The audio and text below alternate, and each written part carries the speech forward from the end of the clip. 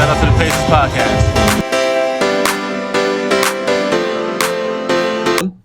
This is Grant. This is Zay. And welcome to the Pacers podcast. No. Newsflash, y'all. We got a new name. What is it, Grant? 3-point thread. 3-point thread. Welcome to the new name. That's the revolution right there. We decided that name before our last recording, which we messed up. Yep. But it was before the Spurs game where we just went off on threes. And yeah. I'm glad we got to record just so we could talk about that. That was crazy. Our new name is very fitting for our team. We are a 3-point threat, are we not? Yeah. No. I mean, the stat at halftime, it's crazy. Like, we have the highest scoring offense. I have a great stat for that. Go ahead. The past 4 games, 3 of them, we scored 67 points or more at halftime. That's crazy. I think last year maybe we saw, 3 times total. Maybe maybe not even that. Like, so for real. No, shit's different now. That's crazy. Shit's different. Yeah. And we have 6 players right now shooting over 40% on 3. I mean, that's 3-point threat, dog. Yeah, that's 3-point threat. Welcome to the future, That solidified the name right there. Yep. Speaking of 3-point threats, I want to talk about All-NBA threat, Tyrese Halliburton, all right? Oh boy.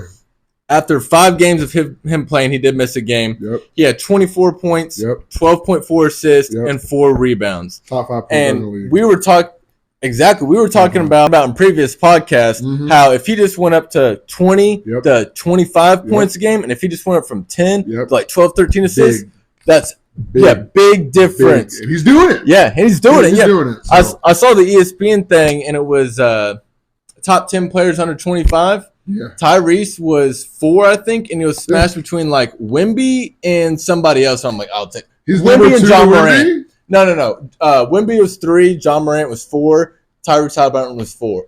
5. Yeah.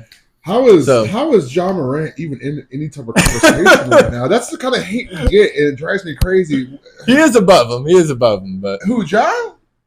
Tyrese is above John. Oh, yeah. Okay, good. Just behind Wemby, I mean, I'll take that. But that's still bullshit to me, too, because Wemby just got here, bro. Yeah. Halliburton's been here. You know what I'm saying? Like, as of right now, Tyrese Halliburton is a better player than Wembanyama. Will that last? Probably not. But, it is what it is. It is what it is. The biggest competition I see for that is, I mean, Wemby is a different category, but outside of him is Luka. Because Luka has been putting up a monster year. Yeah.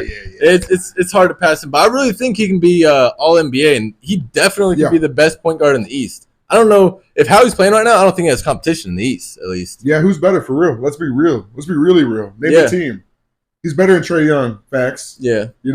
Better than, Harden's out, but he's better than Harden. He's way better than Harden, dude. Harden's the past. I mean, honestly, he's point guard. Like, I really think he's this new generation's like Chris Paul. That's Chris Paul's handed the baton over to Halliburton. That's CP. I saw in a thing on ESPN when they were talking about Tyrese Halliburton, somebody compared him to Magic Johnson. Just like somebody else, he's a fan of somebody else compared to Magic Johnson. I was like, all right, that's some love and respect we don't usually get. I like it. Yeah. So okay, I'm with that. Now, since we talked to those highs, we're going to address some lows real quick. With the highs comes the low, baby. Yeah. Welcome to the Pacers. First one, that Celtics loss. We watched the first 3 quarters of that, and I don't know if you watched anymore. I left after that. I could just not I watched take a little bit of the fourth quarter, but it was so ugly. Like, it hurt to watch. It was an ass whooping, man. There was not a good moment.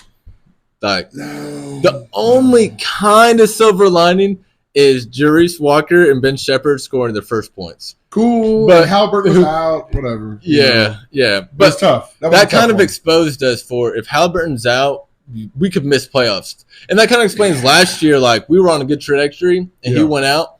Yeah. That could easly happen to us again. Yeah. So it's pretty clear that a lot of our success relies on Tyrese Halliburton. Now, does that discount any of our other improvements? I would say no. But I mean, Tyrese Halliburton, he's our main guy. He's the backbone. You know what I mean? So clearly, when he's not a part of the mix, we suffer. Yeah. And something else I'll say, I saw like a meme or something about this today, and I was like, good point. It was saying the Kings and Pacers trade was like one of the most even trades ever because both teams are now like one of the top offenses in the league, which is crazy. You know what I'm saying? That is crazy. Like, you both benefit that much. And it's crazy that we're the number 1 scoring team in the league, dude. Did you think you'd be saying that this year? We're actually number 1? Yes, we're number 1. Do you think you'd be saying that this year? No. I mean, we've had 2, maybe even 3 140-point games. That's actually insane, though. That's weird. Yeah, that's weird. And it's to see where we came from just by last season to where we are now is insane. Now we're still in the beginning, but we're staying consistent. I didn't think through 1 or 2 games we'd lead that, even by luck. Be a tenth of the way through the season and still lead that. But so what's funny is we have the best offense in the league, but also quite literally the worst defense in the league. Yeah. So does that make that kind of takes away from the shine?